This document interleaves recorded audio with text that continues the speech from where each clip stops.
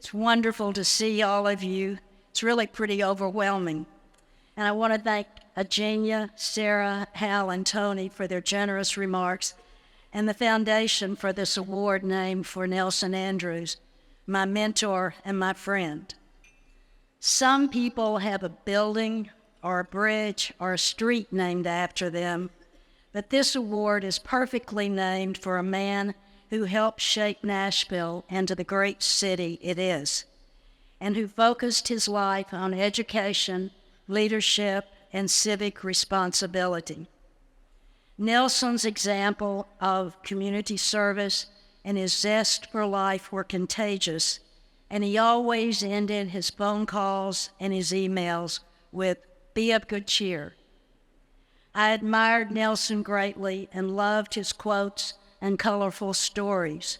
And just a few minutes ago, Kyle Young handed me a copy of Nelson's Rules to Live By that he found on the desk of the late Harvey Sperling.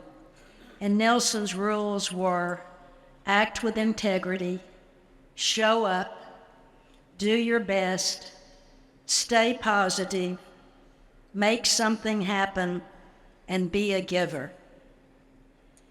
He had a whole pocketbook and drawer and notebook full of quotes and stories. And there's one that definitely applies to this situation. It's one that you all know. If you're walking down a road and you spot a turtle on a fence post, you can be sure it didn't get there by itself.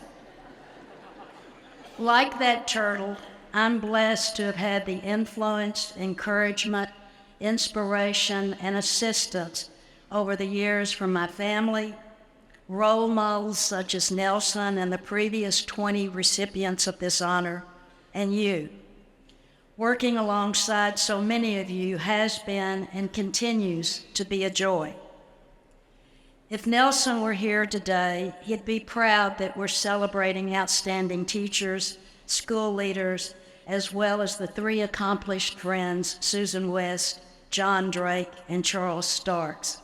Congratulations to them for their induction into the Hall of Fame, and to the other individuals and organizations honored today.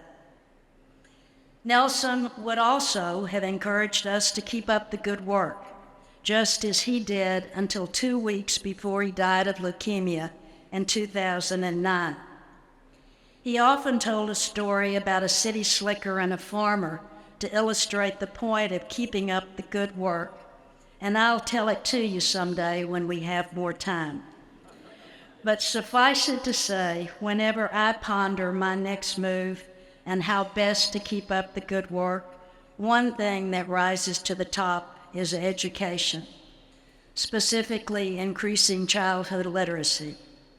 Because if a child can't read, then he or she has absolutely no chance in this ever-changing and complex world. Plainly put, education is the key to unlocking the world's many opportunities.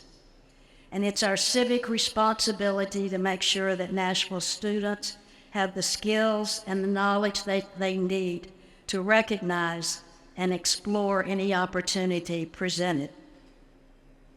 Plus, it's in our own self-interest that these students grow up to live meaningful and productive lives, to become contributing members of society. Your support of the Nashville Public Education Foundation today is a concrete way to help make this happen. So I ask, what finer way to keep up the good work than being here today? And I've also found that doing good work has side benefits, and I'll bet you have too. The sense of belonging, the lifelong friends that we've made through volunteering gives us every reason to be of good cheer. And looking around this room filled with wonderful people, I'm reminded of just why Nashville is so great. Thank you again.